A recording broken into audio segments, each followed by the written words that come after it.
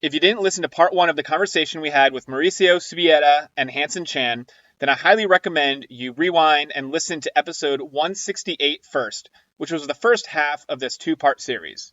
The conversation with Mauricio and Hansen was so compelling that we didn't want to leave any of it on the cutting room floor, which led to this decision to split it into two episodes. So once you've listened to part one, we invite you back here to listen to part two of the conversation. So with that, I'll let podcast host Jason Price take it away once again.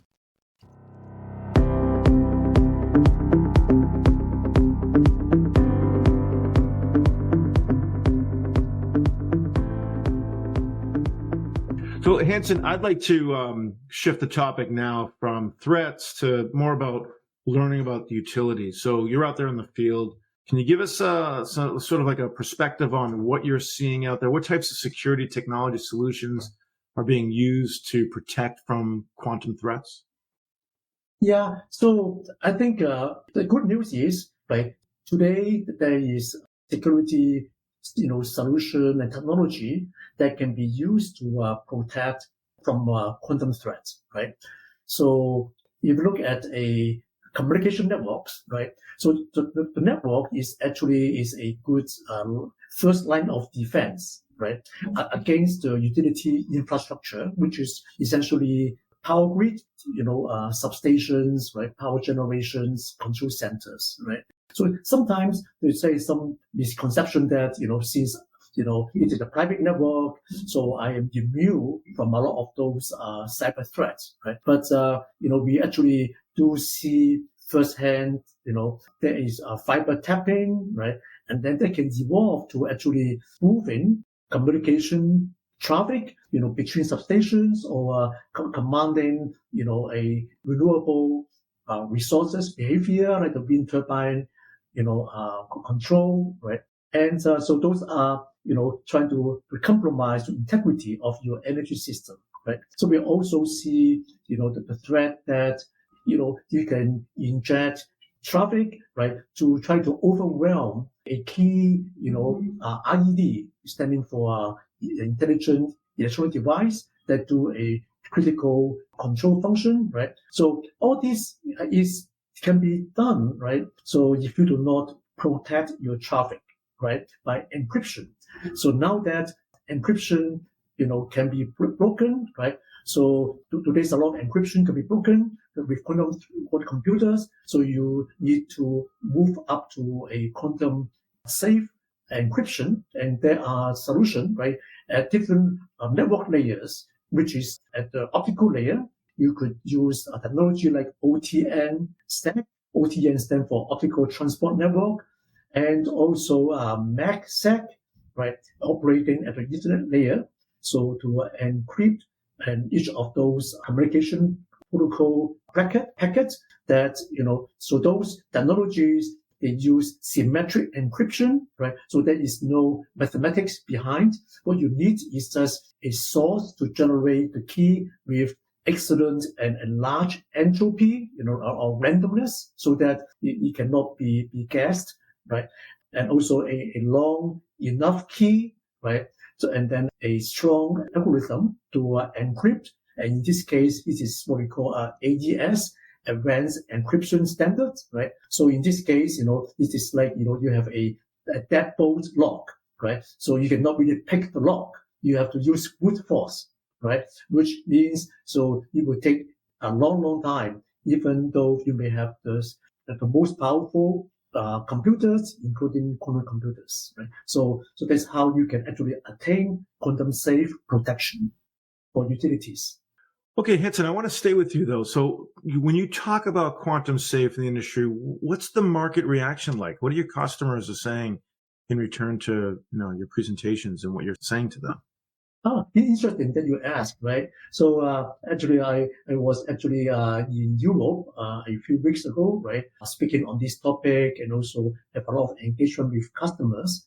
I think utilities, generally speaking, I think are now very alert to this topic, right? As Mauricio mentioned a few times, right? So very concerned with all kind of threats. They would try to really have the right posture, security posture, and be able to defend, right? It's really important these days, right, for utilities. Imagine this, right? utilities operation have evolved, right, from electromechanical based, relay, right, to now microprocessor based, to now very software based, and also very much data driven, right? So that means your digital attack surface also expands, right? And that's why, they are more vulnerable than, in the older days, right? When communications is based on lease lines, 56 kilobit per second, modem connection to control your scanner device, right? So there's so many IT components, right? So they are very well aware of the threat, and they really want to protect and close it and close the gap. Okay, I want to ask both of you about this vulnerability, really in the context of level of preparedness. So maybe Mauricio, then Hansen, how would you rate the average U.S. utility these days? Or if you want to do it in aggregate, how would you rate the industry? Or maybe you want to break it out, electric versus gas versus water. Go ahead, Mauricio, and then Hansen. I think that obviously we've been working with utilities for a while, and we've been following up the needs from a best practices performance perspective, as well as from a compliance and regulation perspective. There are certain rules now that utilities need to follow that actually imply the actual use of encryption when communication is being transmitted of mission critical data. So from that perspective, utilities have been following up these best practices and requirements for many years now. And we've been with them basically throughout all this journey as they move from legacy technologies like TDM, like basically the previous technologies like ATM and others, or because they're using equipment that was basically renewed and jumped into the packet era with the IP and Ethernet. So we are seeing that they are prepared. However, not all of them are at the same level of preparedness, and we still need to ensure that the way that they employ those new, or actually meet those new best practices, is done in a way in which is replicable, as well as it's something that they can ensure whatever equipment, whatever technology they're bringing into the network is compatible and interoperable with whatever they have deployed. So from that perspective, I feel that utilities are prepared, but obviously they are prepared for the current state of threats, I would call it. And we also need to look in the future, as I mentioned before, because we need to start building the infrastructure to meet those future potential threats without any problem as utilities, move on their regular operations. The other segments are a bit different because the regulation is not there, which is definitely one of the key topics that utilities have that make them implement these technologies. But then again, they're also starting to see how important, because they're all critical infrastructure, as I mentioned before. And I think that's very important to understand that any attacks on that infrastructure could potentially have large effects in the rest of the population. So we're seeing more and more interest on this. And we are seeing that more and more of these other segments are starting to employ encryption. They're starting to employ best practices. In some cases, they're following the guidelines from the electrical segment, even though they're not bound by the regulation, but they're still seeing that complying with those requirements brings benefit to them. And that's one of the messages that we bring to our customers when we have discussions about security posture and how they can meet threats as they come along into the world. Hansen? Yeah. Thank you. I think, I started to work with utilities back in 2013, right? It is now probably around 11 years. I think at that time, utilities were very much very OT centric. In a sense, a lot of technology, is from in the past based on TDM communications, these lines, right? The move to IP-based communications with all the new smart, intelligent IEDs and software servers, central core system for automation, right, was just a fantasy at that time. But now, of course, it starts to become, more and more deployed, right? And I see that as utilities is modernizing the grid automation system, the substation, right? They also, and also probably with the help of YOTC, right? I think they have done a fantastic job, right? Laying the groundwork, laying the awareness and also education, right? So, I think utilities are getting there, as Mauricio said, right? So different utilities are on a different pace, in the journey, right? But I think the point is that, right, so what they do today, right, so you want to make sure can also forestall new threats coming up, right? So that means your posture need to continue to evolve. So that also means, for example, like the tools you use today, some of the encryption technology used today. So you have to evaluate whether it can withstand, future threat, which is looming in the horizon, right? If not, what can we do? Like how can new encryption method be deployed and roll over, right, to continue to safeguard, your network communications, which is the first line of defense of your grid infrastructure, right? So I think, utilities are also starting to be aware of that need and working on that. Okay, my next question may seem like it's coming out of left field, but I really have to ask this. And that is, most of us who are listening are going to think Nokia, mean that communication technology and hardware company. So you guys are also in the cybersecurity space. So how far back does the company go in this area? Just give us a little bit of like the history of the cybersecurity, work that you've been doing at Nokia. Well, Nokia has been supporting utilities for many years, over 30 years. It started with traditional communication systems like microwave that was used in order to provide the support for LMR systems and their very first communication systems that were point-to-point. Nokia has actually ended up right now the way it is through many acquisitions of other companies. Newbridge, for example, Alcatel, the merger with Alcatel-Lucent and Nokia Siemens, and then the merger between Alcatel-Lucent and Nokia Siemens. Now it's basically Nokia. All of those companies and the history really have accompanied the utilities in the migration process, modernization process of their networks. And as such, some of those requirements really were related to cybersecurity. In most of the conversations that we have with our customers, we try to understand what are their pain points, where they need more help. And as a communications provider, which we understood from the very beginning what they really needed from that side, we understood that one characteristic was to include mechanisms that would ensure the integrity, the confidentiality, and the availability of the information, the CIA of actual security. And so those topics really resulted in us employing and developing algorithms and actually mechanisms that were defined and available from basically standards groups to implement them, not only to make sure that their information was secure within our infrastructure, but that information could be secure end-to-end, even when you are working with networks composed from multiple vendors. So interoperability, security based on open standards and documented standards, it was very important. And that's the path that we've had.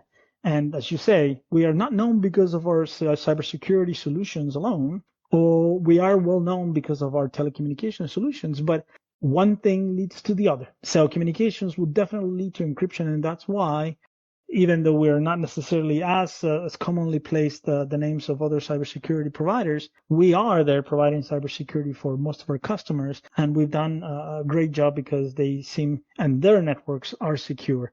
Nothing is 100% secure. Nothing is 100% invulnerable. That's just, unfortunately, the reality of any communication systems. However, being prepared for those has been one of the key tenets for us, Nokia, in developing new technologies and bringing solutions, for example, like the quantum safe networks.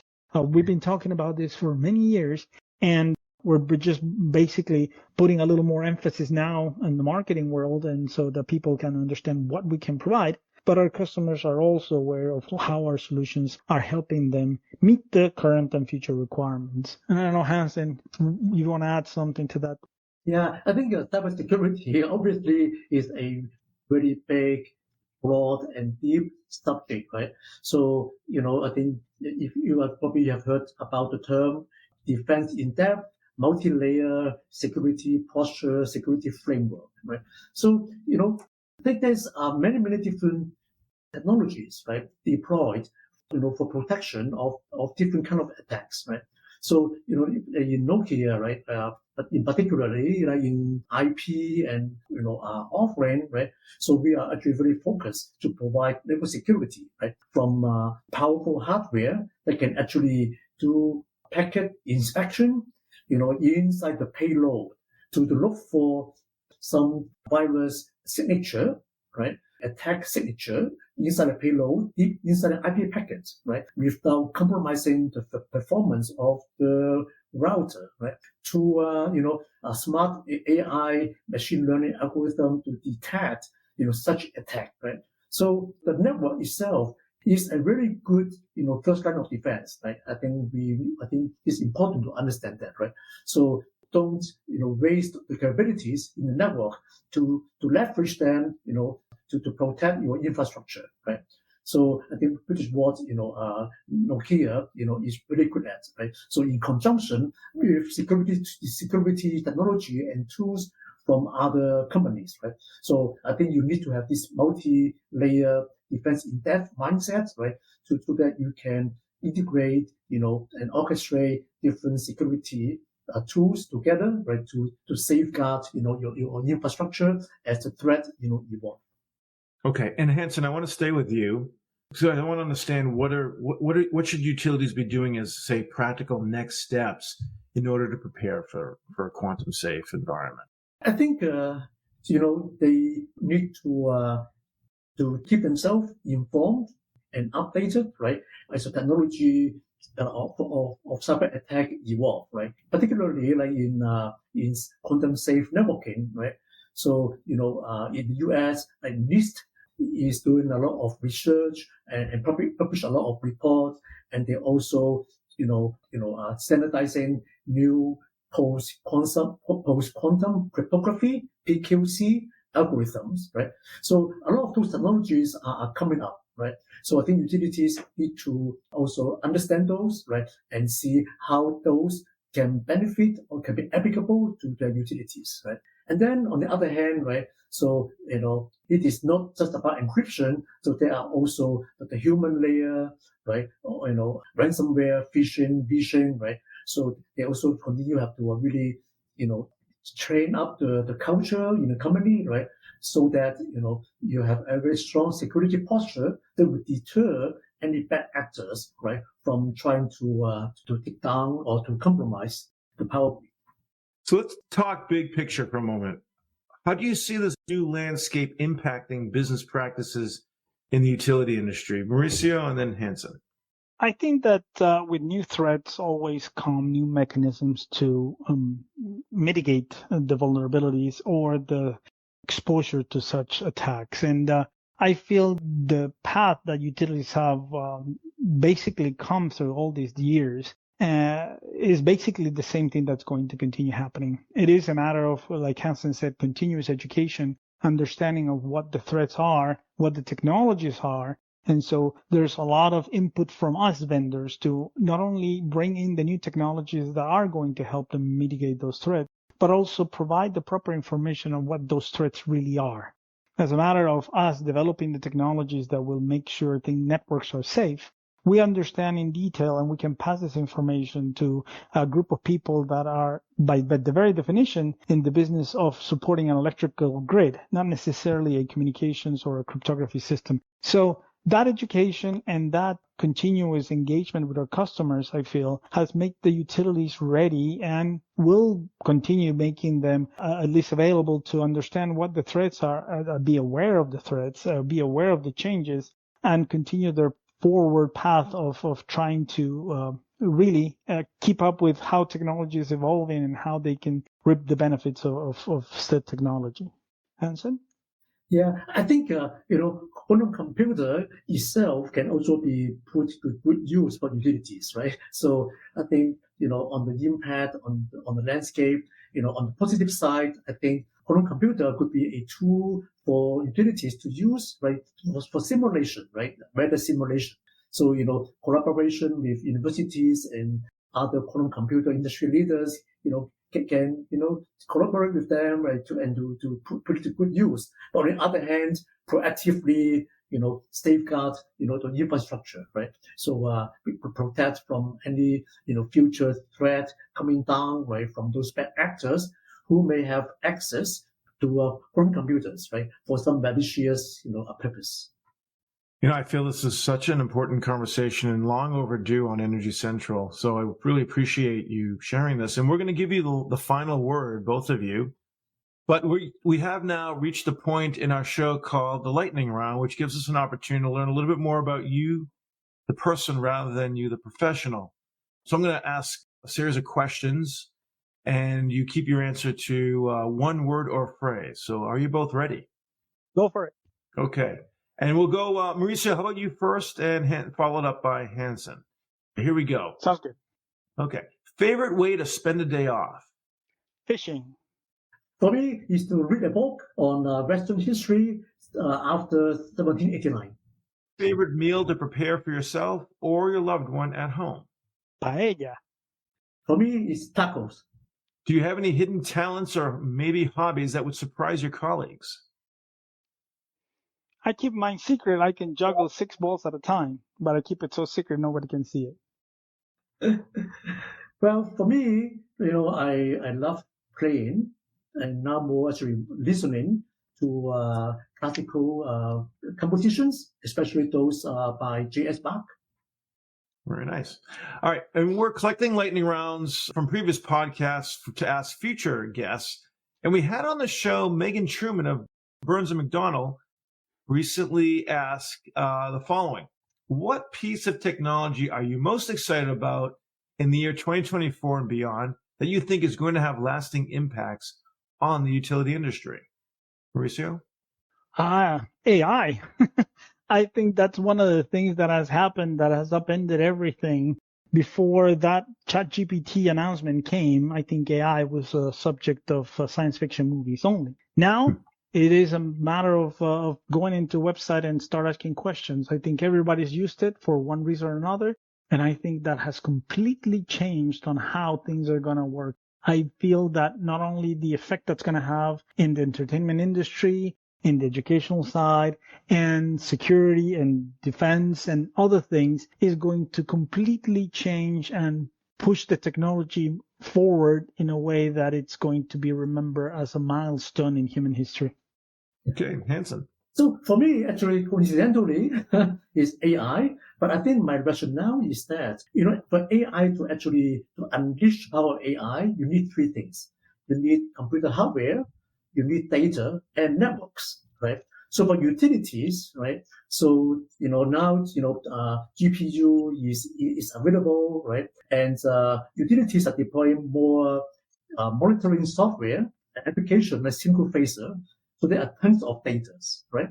And utilities have also invested to modernize the network so that those data collected in the field, in the substations, or in the distribution system can be transported back to the data center, right? So this is really the right conditions for AI to be leveraged by utilities, right? To make the power grid operate better. All right, gentlemen.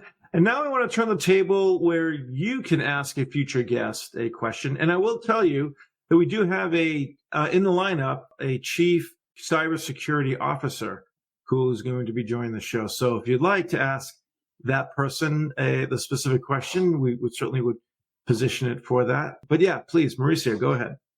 My question to him would be, or her, would be, what is the most disruptive piece of technology that could be used in cybersecurity in the age of AI? Okay, Hansen? Yeah, for me, it is not really security related. We're thinking more, we are now moving or transitioning to the clean energy resources, right? So there are costs and benefits.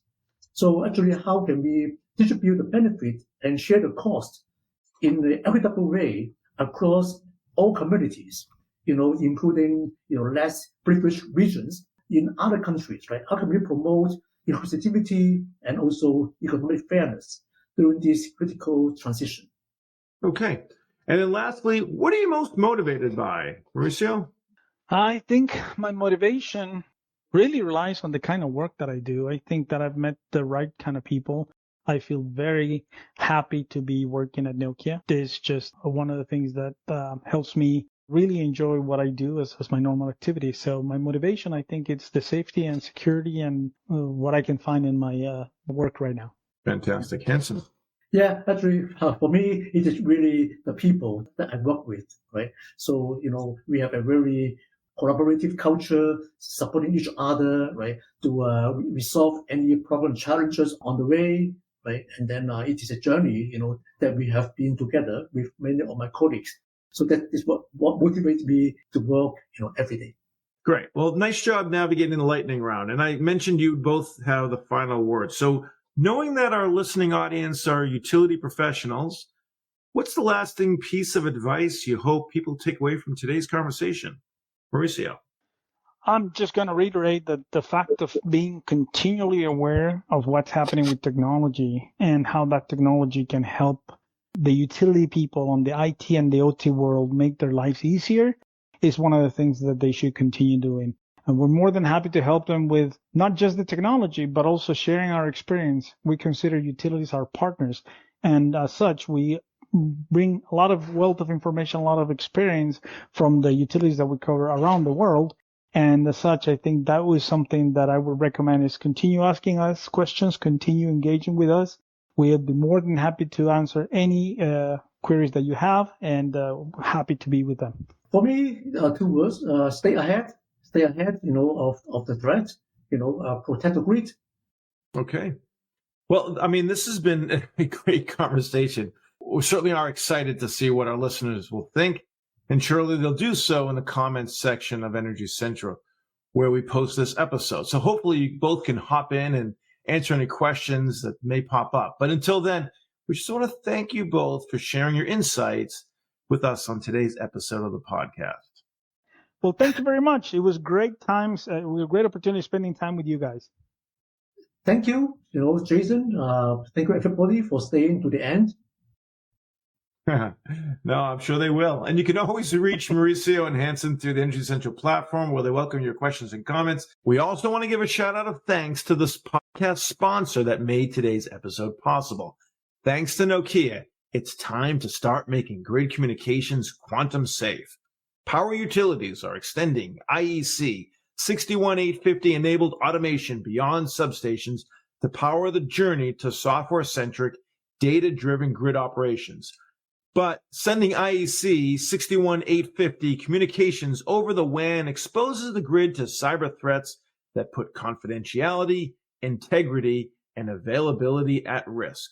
The white paper from Nokia, entitled Securing IEC 61850 Communications, explores the major threats to IEC 61850 communications in the WAN, including eavesdropping, man in the middle, denial of service, and future quantum computing attacks.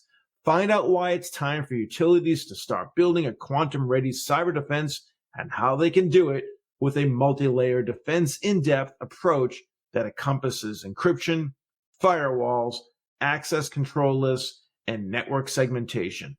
Download the white paper from Nokia in the show notes or the EnergyCentral.com post for this episode today. And once again, I'm your host, Jason Price. Plug in and stay fully charged in the discussion by hopping into the community at EnergyCentral.com. And we'll see you next time at the Energy Central Power Perspectives Podcast.